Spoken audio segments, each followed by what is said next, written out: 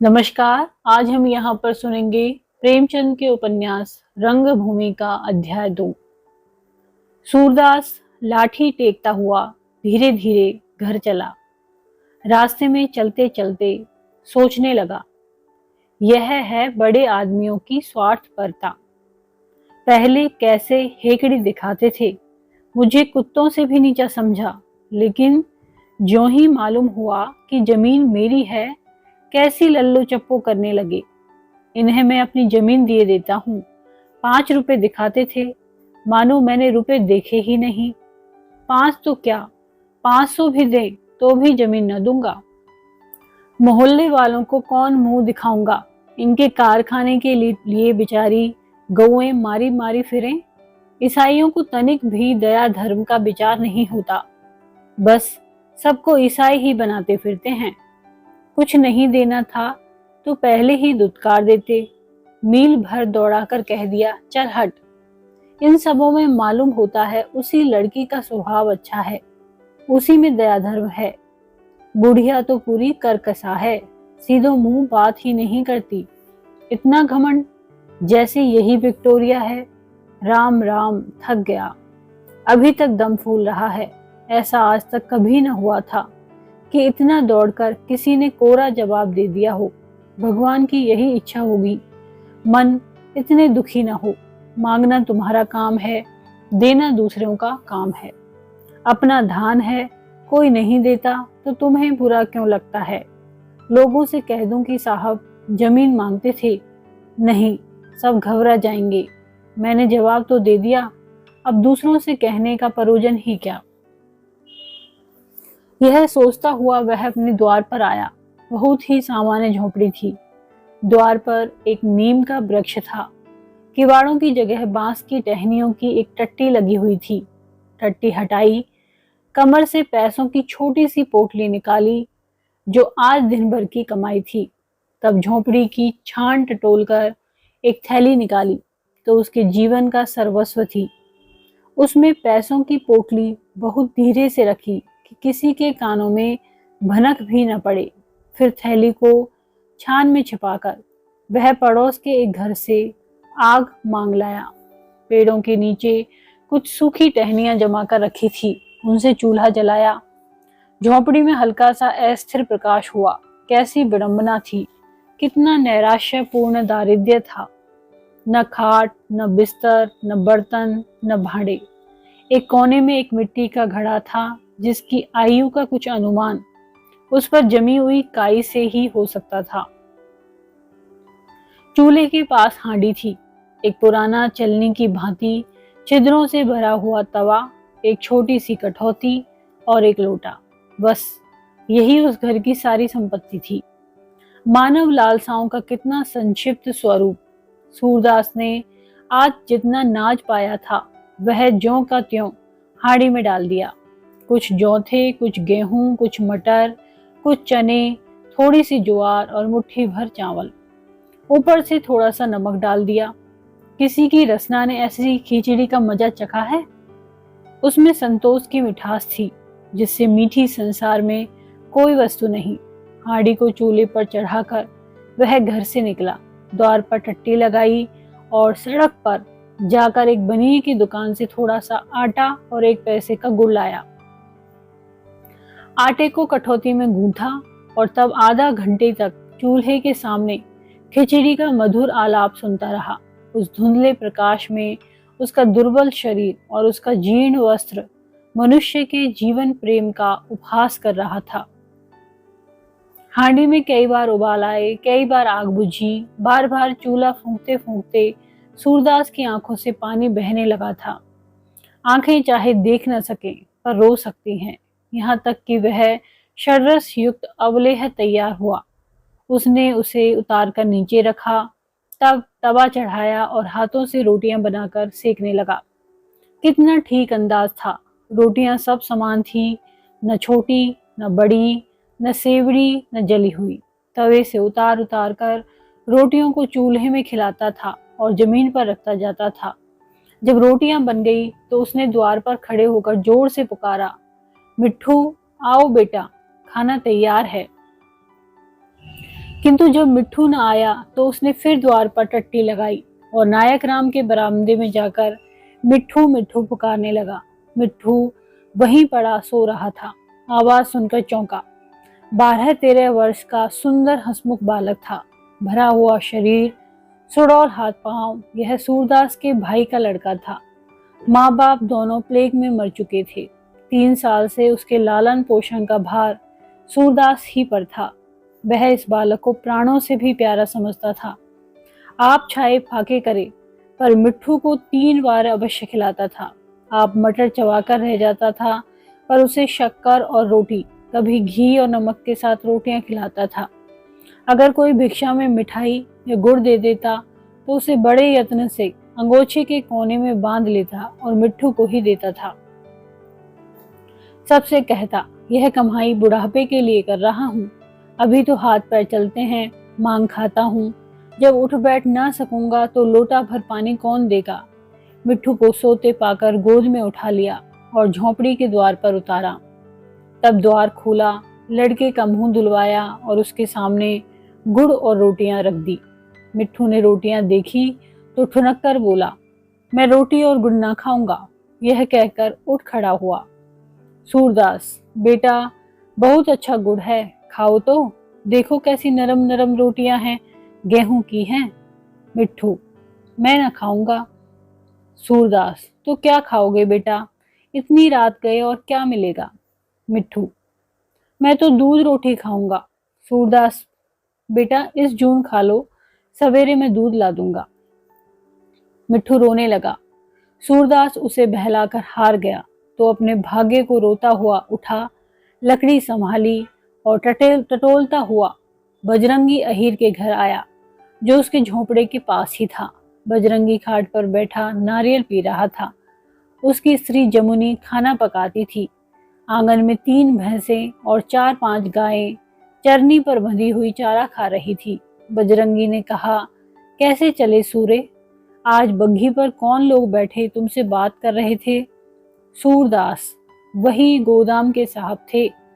बजरंगी, तुम तो बहुत दूर तक गाड़ी के पीछे दौड़े, कुछ हाथ लगा। सूरदास, पत्थर हाथ लगा।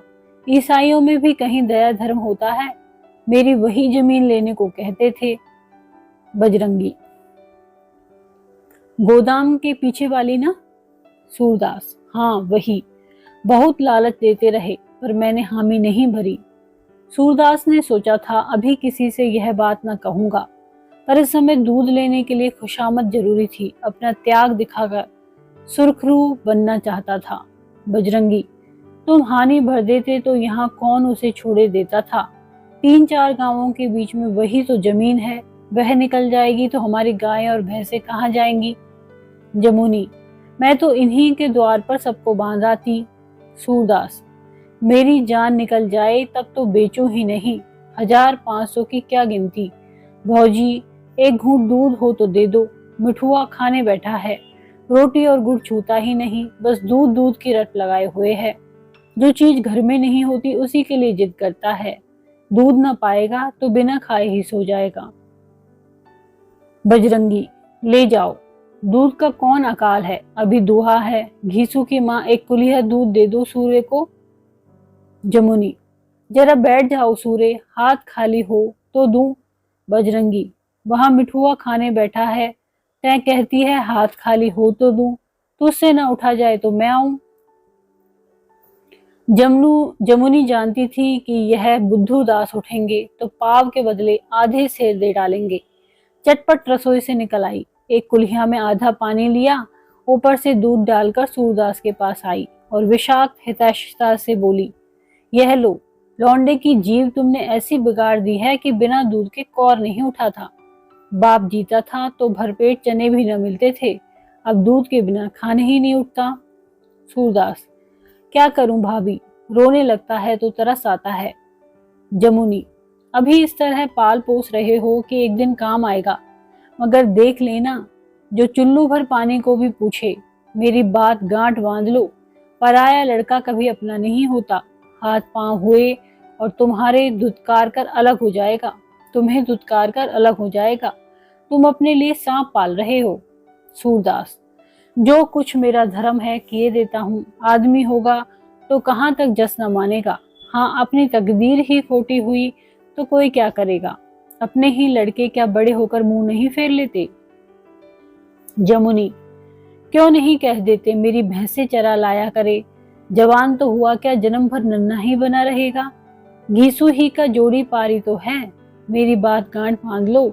अभी से किसी काम में न लगाया तो खिलाड़ी हो जाएगा, फिर किसी काम में उसका जी न लगेगा। सारी उम्र तुम्हारे ही सिर फुलौरियां खाता रहेगा। सूरदास ने इसका कुछ जवाब न दिया। दूध की कुल्हिया ली और लाठी से टटोलता हुआ घर चला। मिट्ठू जमीन पर सो रहा था। उसे फिर उठाया और दूध में रोटियां भिगोकर उसे अपने हाथ से खिलाने लगा। मिट्ठू नींद से गिरा पड़ता था, पर कौर सामने आते ही उसका मुंह आप ही आप खुल जाता। जब वह सारी रोटियां खा चुका है तो सूरदास ने उसे चटाई पर लिटा दिया और हांडी से अपनी पंचमेल खिचड़ी निकालकर खाई। पेट न भरा तो हांडी धोकर पी गया। तो फिर मिट्ठू को गोद में उठाकर बाहर आया, द्वार पर टट्टी लगाई और मंदिर की ओर चला। यह मंदिर ठाकुर जी का था। बस्ती के दूसरे सिरे पर ऊंची कुर्सी थी। मंदिर के चारों तरफ 3-4 गज का चौड़ा चबूतरा था। यही मोहल्ले की चौपाल थी। सारे दिन 10-5 आदमी यहाँ लेटे या बैठे रहते थे। एक पक्का कुआं भी था जिस पर जगधार नाम का एक खोमचे पाला बैठा करता था। तेल की मिठाइयाँ, मूंगफली, रामदाने के लड्डू आदि रखता था। राहगीर आते, उससे मिठाइयाँ लेते, पानी निकालकर पीते और अपनी राह चले जाते। मंदिर के पुजारी का नाम दयागिरी था, जो इसी मंदिर के समीप एक कुटिया में रहते थे। सगुन ईश्वर के उपासक थे। भजन कीर्तन को मुक्ति का मार्ग समझते थे और निर्वाण को ढोंग कहते थे। शहर के पुराने रईस कुंवर भरत सिंह के यहाँ मासिक वृत्ति बंधी हुई थी। इसी से ठाकुर जी का भोग लगता था। बस्ती से भी कुछ न कुछ मिल ही जाता था। निस्पृह आदमी था, लोभ छू भी नहीं गया था। संतोष और धीरज का पुतला था। सारे दिन भगवत भजन में मग्न रहता था। मंदिर में एक छोटी सी संगत थी। 8-9 बजे रात को दिन भर के काम धंधों से निवृत्त होकर कुछ भक्तजन जमा हो जाते थे और घंटे 2 घंटे भजन गाकर चले जाते थे। ठकुरदीन ढोलक बजाने में निपुण था। बजरंगी करताल बजाता था। जगधार को तमूरे में कमाल था। नायक राम और दयागिरी सारंगी बजाते थे। मंजीरे वालों की संख्या घटती बढ़ती रहती थी। जो और कुछ न कर सकता था वह मंजीरा ही बजाता था। सूरदास इस संगत का प्राण था। वह ढोल, मंजीरे, करताल, सारंगी, तंबूरा सभी में समान रूप से अभ्यस्त था और गाने में तो आसपास के कई मोहल्ले में उसका जवाब न था। ठुमरी गजल से उसे रुचि न थी। कबीर, मीरा, दादू, कमाल, पलटू आदि संतों के भजन गाता था। उस समय उसका नेत्रहीन मुख अति आनंद से प्रफुल्लित हो जाता था। गाते गाते मस्त हो जाता। तन बदन की सुधि न रहती। सारी चिंताएं, सारे क्लेश भक्ति सागर में विलीन हो जाते थे। सूरदास मिट्ठू को लिए पहुंचा तो संगत बैठ चुकी थी। सभासद आ गए थे। केवल सभापति की कमी थी। उसे देखते ही नायक राम ने कहा, तुमने बड़ी देर कर दी। आधा घंटे से तुम्हारी राह देख रहे हैं। यह लौंडा बेतरह तुम्हारे गले पड़ा है। क्यों नहीं इसे हमारे ही घर से कुछ मांगकर खिला दिया करते। दयागिरी, यहाँ चला आया करे तो ठाकुर जी के प्रसाद ही से पेट भर जाए। सूरदास, तुम ही लोगों का दिया खाता है या और किसी का? मैं तो बनाने भर को हूं। जगधार, लड़कों को इतना सिर चढ़ाना अच्छा नहीं। गोद में लाते फिरते हो जैसे नन्हा सा बालक हो। मेरा विद्याधर इससे 2 साल छोटा है। मैं उसे कभी गोद में लेकर नहीं फिरता। सूरदास, बिना माँ बाप के लड़के हठी हो जाते हैं। हाँ, क्या होगा। दयागिरी, पहले रामायण की एक चौपाई हो जाए। लोगों ने अपने अपने सास संभाले, सुर मिला और आधे घंटे तक रामायण हुई। नायक राम, वाह सूरदास वाह, अब तुम्हारे ही दम का जलूसा है। बजरंगी, मेरी तो कोई दोनों आंखें ले ले और यह हुनर मुझे दे दे तो मैं खुशी से बदल लूं। जगधार, अभी भैरव नहीं आया, उसके बिना रंग नहीं जमता। बजरंगी, ताड़ी बेचता होगा, पैसे का लोभ बुरा होता है। घर में एक बहरिया है और एक बुढ़िया माँ, मुआ रात दिन हाय हाय पड़ी रहती है। काम करने को तो दिन है ही, भला रात को तो भगवान का भजन हो जाए। जगधार, सूर्य का दम उखड़ जाता है, उसका दम नहीं उखड़ता। बजरंगी, तुम अपना खोंचा बेचो, तुम्हें क्या मालूम दम किसे कहते हैं। सूरदास, जितना दम बांधते हैं उतना दूसरा बांधो तो कलेजा फट जाए, हंसी खेल नहीं है। जगधार, अच्छा भैया, सूरदास के बराबर दुनिया में कोई दम नहीं बांध सकता, अब खुश हुए।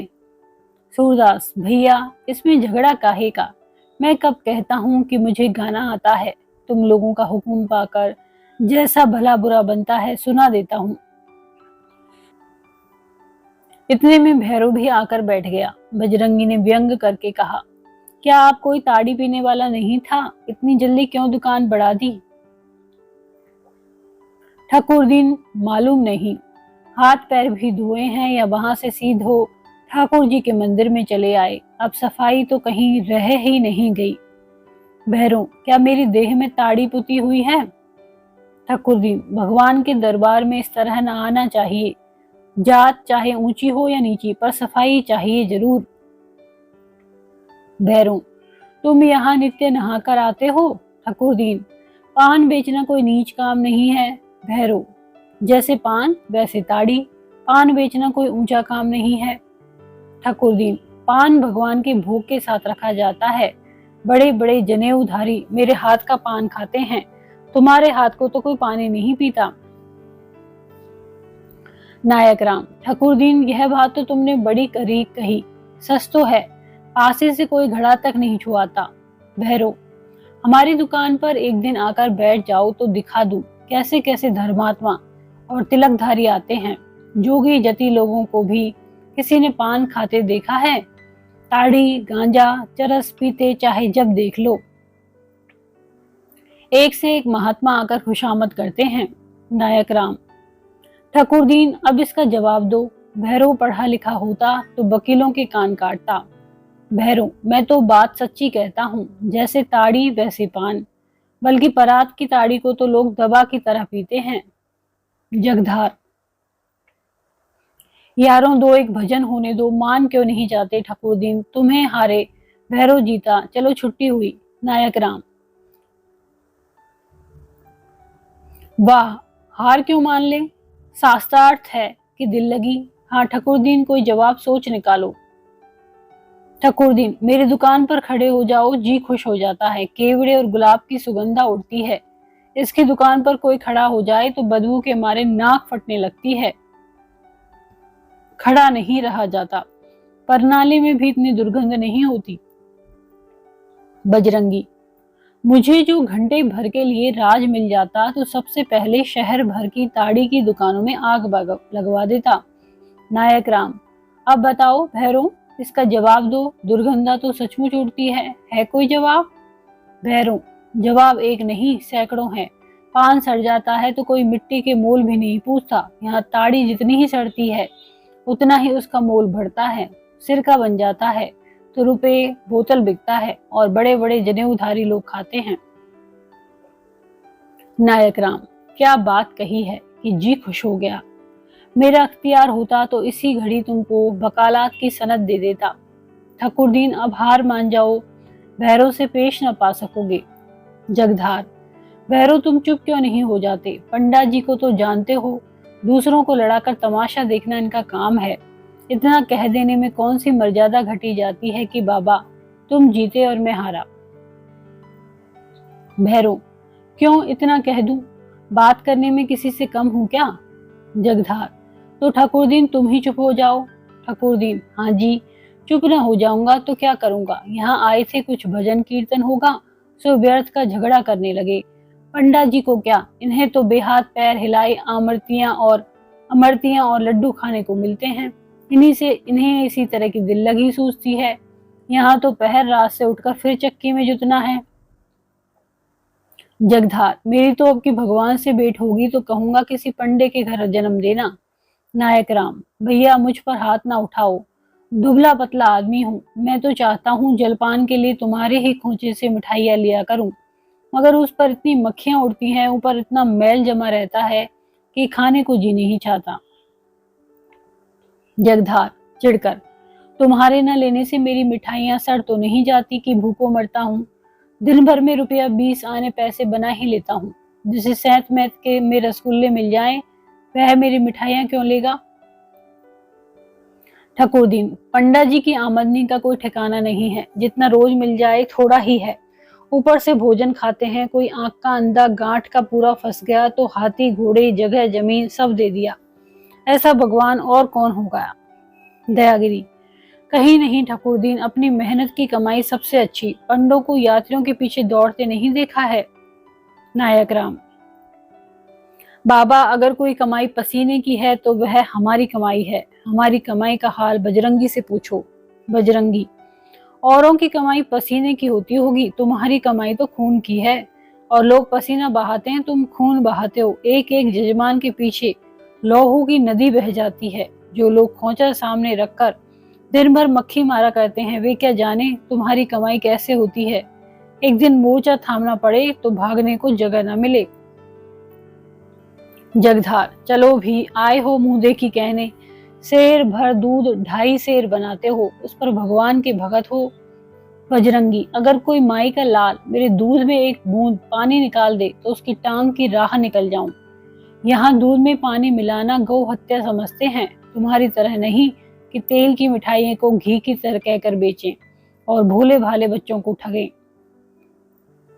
जगधार, अच्छा भाई तुम जीते मैं हारा, तुम सच्चे तुम्हारा दूध सच्चा, बस हम खराब हमारी मिठाइयाँ खराब, चलो छुट्टी हुई।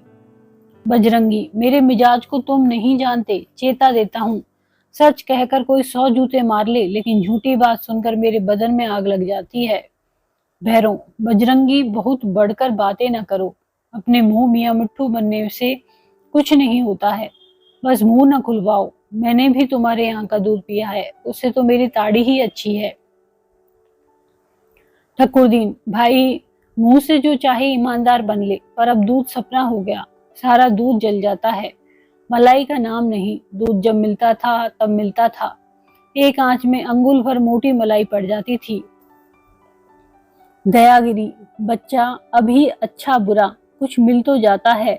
वे दिन आ रहे हैं कि दूध आंखों में आंजने को भी न मिलेगा। भैरो, हाल तो यह है कि घरवाली शेर के 3 शेर बनाती है, उस पर दावा यह है कि हम सच्चा माल बेचते हैं। सच्चा माल बेचो तो दिवाला निकल जाए, यह ठाठ एक दिन न चले।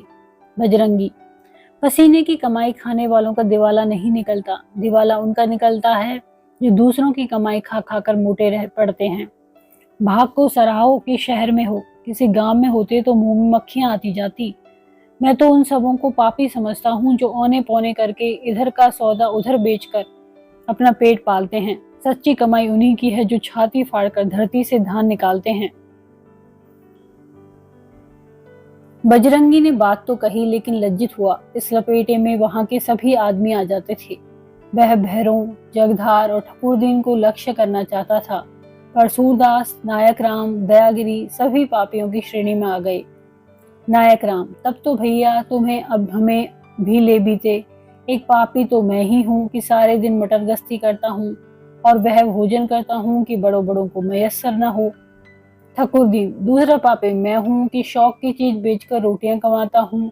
संसार में तमोली न रहे तो किसका नुकसान होगा।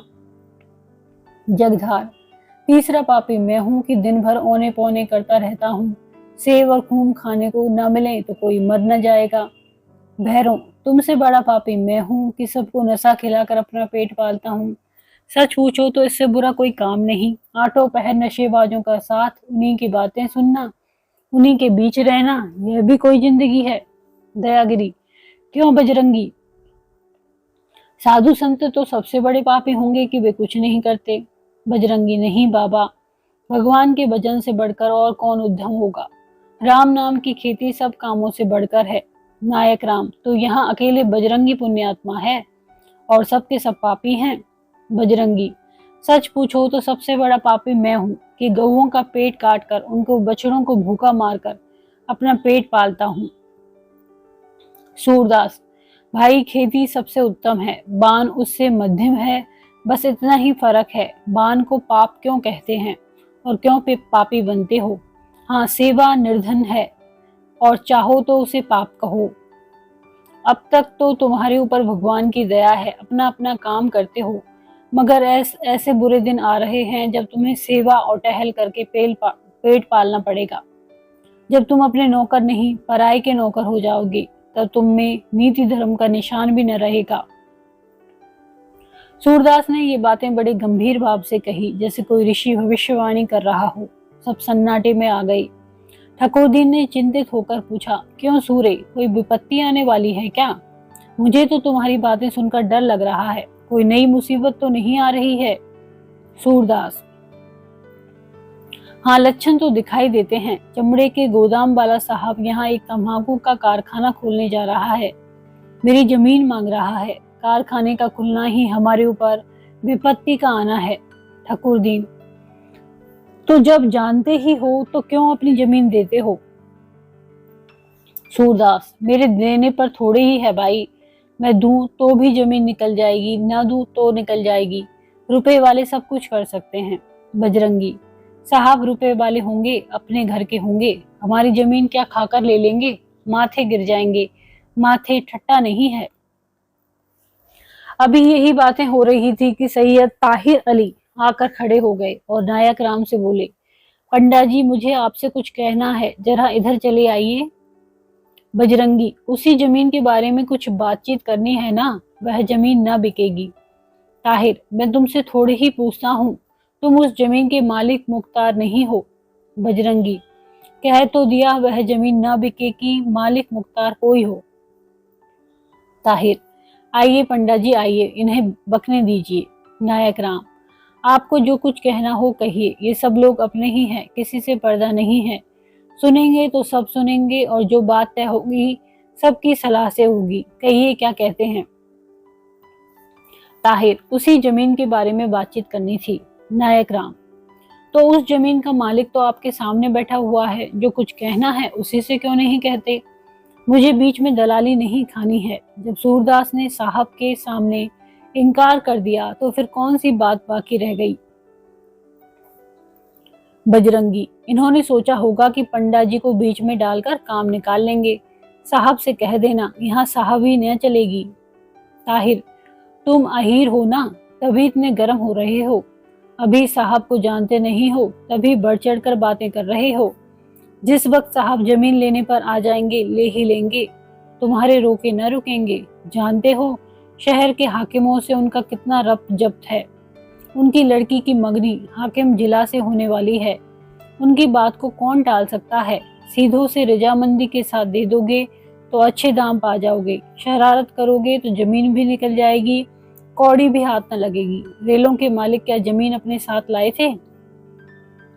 हमारी ही जमीन तो ली है, क्या उसी कायदे से यह जमीन नहीं निकल सकती? बजरंगी, तुम्हें भी कुछ तय कराई मिलने वाली होगी, तभी इतनी खैर खाई कर रहे हो। जगधार, उनसे जो कुछ मिलने वाला हो वह हम ही से ले लीजिए और उनसे कह दीजिए जमीन न मिलेगी। आप लोग झांसेबाज हैं, ऐसा झांसा दीजिए कि साहब की अकल गुम हो जाए।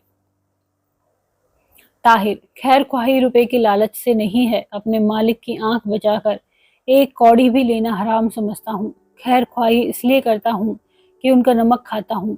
जगधार, अच्छा साहब, भूल हुई, माफ कीजिए, मैंने तो संसार के चलन की बात कही थी। ताहिर, तो सूरदास, मैं साहब से जाकर क्या कहूँ? सूरदास, बस यही कह दीजिए कि जमीन न बिकेगी। ताहिर, मैं फिर कहता हूँ, धोखा खाओगे, साहब जमीन लेकर ही छोड़ेंगे। सूरदास, मेरे जीते जी तो जमीन न मिलेगी, हाँ मर जाऊं तो भले ही मिल जाए। ताहिर अली चले गए तो भैरव बोला, दुनिया अपना ही फायदा देखती है, अपना कल्याण हो, दूसरे जिए या मरे। बजरंगी, तुम्हारी तो गाय चरती हैं, इसलिए तुम्हारी भलाई तो इसी में है कि जमीन बनी रहे। मेरी कौन गाय चरती हैं? कारखाना खुला तो मेरी बिक्री चौगुनी हो जाएगी। यह बात तुम्हारे ध्यान में क्यों नहीं आई? तुम सबकी तरफ से वकालत करने वाले कौन हो? सूर्य की जमीन है, वह बेचे या रखे, तुम कौन होते हो बीच में कूदने वाले? नायक राम, हाँ बजरंगी, जब तुमसे कोई वास्ता सरोकार नहीं तो तुम कौन होते हो बीच में कूदने वाले? बोलो, भैरों को जवाब दो। बजरंगी, वास्ता सरोकार कैसे नहीं? 10 गांवों और मोहल्लों के जानवर यहाँ चरने आते हैं, वे कहाँ जाएंगे? साहब के घर कि भैरों के? इन्हें तो अपनी दुकान की हाय हाय पड़ी हुई है। किसी के घर सेंधा क्यों नहीं मारते? जल्दी से धनवान हो जाओगे। भैरो, सेंधा मारो तुम, यहाँ दूध में पानी नहीं मिलाते। दयागिरी, भैरो तुम सचमुच बड़े झगड़ालू हो। जब तुम्हें प्रिय वचन बोलना नहीं आता तो चुप क्यों नहीं रहते? बहुत बातें करना बुद्धिमानी का लक्षण नहीं, मूर्खता का लक्षण है। भैरो, ठाकुर जी के भोग के बहाने से रोज छाछ पा जाते हो ना, बजरंगी की जय क्यों न मनाओगे? नायक राम, पट्टा बात बेलाग करता है कि एक बार सुनकर फिर किसी की जुबान नहीं खुलती। ठकुर दीन, अब भजन भाव हो चुका, ढोल मजीरा उठाकर रख दो। दयागिरी, तुम कल से यहाँ न आया करो भैरो। भैरो, क्यों ना आया करें? मंदिर तुम्हारा बनवाया नहीं है, मंदिर भगवान का है। तुम किसी को भगवान के दरबार में आने से रोक दोगे? नायक राम, लो बाबा जी, और लोगे? अभी पेट भरा कि नहीं? जगधार, बाबा जी तुम ही गम खा जाओ, इससे साधु संतों की महिमा नहीं घटती। भैरो, साधु संतों की बात तुम्हें बुरा न माननी चाहिए। भैरो, तुम खुशामद करो, क्योंकि खुशामद की रोटियां खाते हो, यहाँ किसी की दबेल नहीं है। बजरंगी, ले अब चुप ही रहना भैरो, बहुत हो चुका, छोटा मुंह बड़ी बात। नायक राम, तो भैरों को धमकाते क्या हो? क्या कोई भगोड़ा समझ लिया है? तुमने जब दंगल मारे थे तब मारे थे, अब तुम वही नहीं हो। आजकल भैरों की दुहाई है। भैरव नायक राम के व्यंग हास्य पर झल्लाया नहीं, हंस पड़ा। व्यंग में विष नहीं था, रस था। सखियां मरकर रस हो जाती है। भैरों का हंसना था कि लोगों ने अपने अपने साथ संभाले और भजन होने लगा। सूरदास की सुरीली तान आकाश मंडल में यूं नृत्य करती हुई मालूम होती थी जैसे प्रकाश ज्योति जल के अंतःस्थल में नृत्य करती है। झीनी झीनी बीनी चदरिया, काहे के ताना काहे के भरनी, कौन तार से बिनी बीनी चदरिया। इंगला पिंगला ताना भरनी, सुखमन तार से बीनी चदरिया। 8 कमल 10 चरखा डोले, 5 तत्ता गुनतीनी चदरिया। साई को सियत मास 10 लागे, ठोक ठोक के बीनी चदरिया। सो चादर सुर नर मुनि ओढ़े, ओढ़ के मैली कीनी चदरिया। दास कबीर जतन से ओढ़ी, ज्यों की त्यों धर दीनी चदरिया। बातों में रात अधिक जा चुकी थी। 11 का घंटा सुनाई दिया। लोगों ने ढोलक मंजीरे समेट दिए। सभा विसर्जित हुई। सूरदास ने मिट्ठू को फिर गोद में उठाया और अपनी झोंपड़ी में लाकर टाट पर सुला दिया। आप जमीन पर लेटा रहा। धन्यवाद। यदि वीडियो आपको पसंद आता है तो इसको लाइक करें, चैनल को सब्सक्राइब करें, कमेंट करें और शेयर करें। धन्यवाद।